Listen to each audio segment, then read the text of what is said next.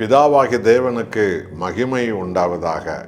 பிதாவின் ஆவியானவர், இயேசுவின் ஆவியானவர் இதோ பெந்தைக்கோஸ்து நாளன்று அப்போஸ்தலர்களை நிரப்பியதின் விளைவு இந்த முழு உலகமும் பரிசுத்த ஆவியின் போதனையினால்தான் விடுவிக்கப்பட்டது, கட்டவிழ்க்கப்பட்டது, சத்தியத்துக்கு செவிசாய்த்தது.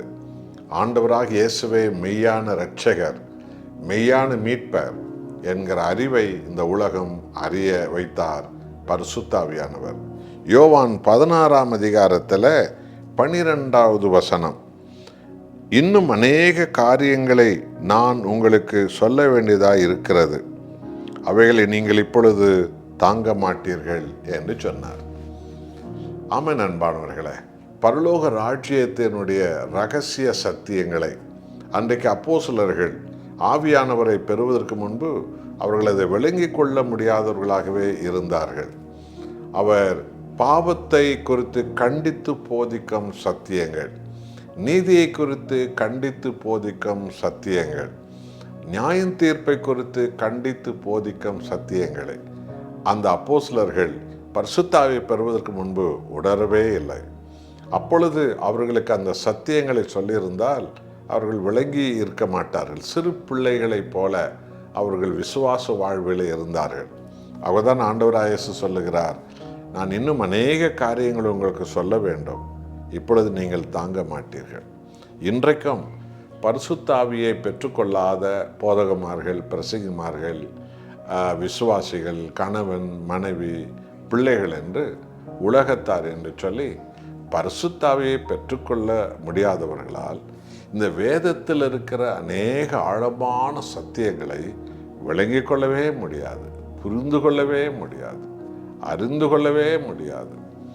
எத்தனையோ பேர் பைபிளை பார்த்தால் வெறும் எழுத்துக்களாகவே அவர்களுக்கு தெரியும். என்றால் பரிசுத்த ஆவியை பெற்றால்தான் பரிசுத்த ஆவியால் சொல்லப்பட்ட வார்த்தைகளை நாம் உணர்ந்து கொள்ள முடியும். இதைதான் அன்றைய அப்போஸ்தலருடைய பரிதாப நிலைமை. ஆகவே பரிசுத்த ஆவியானவர் உங்களுக்குள் வரும்போது அவர் அநேக சத்தியங்களில் உங்களை நடத்துவார். சத்தியத்தின் ஆவியானவர், அவர் அநேக சத்தியங்களில் உங்களை நடத்துவார் என்று சொன்னார். பரிசுத்த ஆவியானவரை பெற்ற பிறகுதான் அவர்கள் சபையினுடைய கேட்பாடுகளை கண்டு கொண்டார்கள், கணவன் மனைவியினுடைய கேட்பாடுகளை கண்டு கொண்டார்கள், பரிசுத்தத்தின் ஆழங்களை கண்டு கொண்டார்கள், சாத்தானுடைய ராஜ்யங்களை உடைக்கிற அதிகாரங்களை அப்பொழுதுதான் அவர்கள் கண்டு கொண்டார்கள். இயேசு கிறிஸ்துவின் ராஜ்யத்தின் பிள்ளைகளாக உலக ஜனங்களை மாற்றும் அந்த மாபெரும் பரிசுத்த போதனைகளை பரிசுத்த ஆவியானவரை பெற்றுக்கொண்ட பின்புதான் அப்போஸ்தலர்கள் விளங்கி கொண்டார்கள்.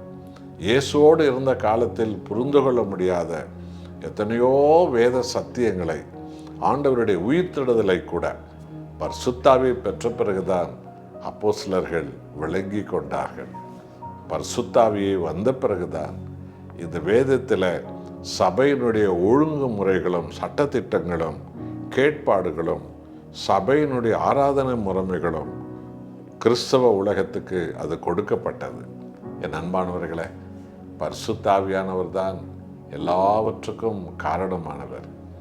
ஆவியானவரை பெற்றுக்கொள்வதில் தான் நாம் எப்பொழுதும் உண்மையாய் இருக்க வேண்டும். பாவத்தை விட்டு உண்மையான மனம் திரும்புதலோடு கூட பரிசுத்த ஆவியானவரே என்னை நிரப்ப வாரும் என்று நாம் எப்பொழுதும் ஆவியானுடைய உதவியை கேட்க வேண்டும்.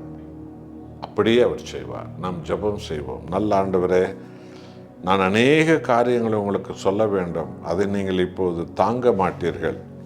பரிசுத்த ஆவியானவர் வந்து எல்லா சத்தியங்களையும் உங்களுக்கு சொல்லுவார் என்று சொன்னீரே, எத்தனை மகிமை! ஆவியானவரை பெற்ற பிறகுதான் அப்போஸ்தலர்களே உம்முடைய மகத்துவங்களை கண்டு கொண்டார்கள், உணர்ந்து கொண்டார்கள். அதே நிலைமை தான் இன்றைக்கும். பரிசுத்த ஆவியானவரை தான் இன்றைய சபைகளுக்கு மிக அவசியம், போதகமார்களுக்கு, பிரசங்கிமார்களுக்கு மிக அவசியம், குடும்பங்களுக்கு மிக அவசியம், உலகத்திற்கு மிக அவசியம். பரிசுத்த ஆவியானவரை நாங்கள் பெற்றுக்கொள்ள தேவனே நீர் அபிஷேகித்தருளும். இயேசு நாமத்தில் பிதாவே, ஆமென்.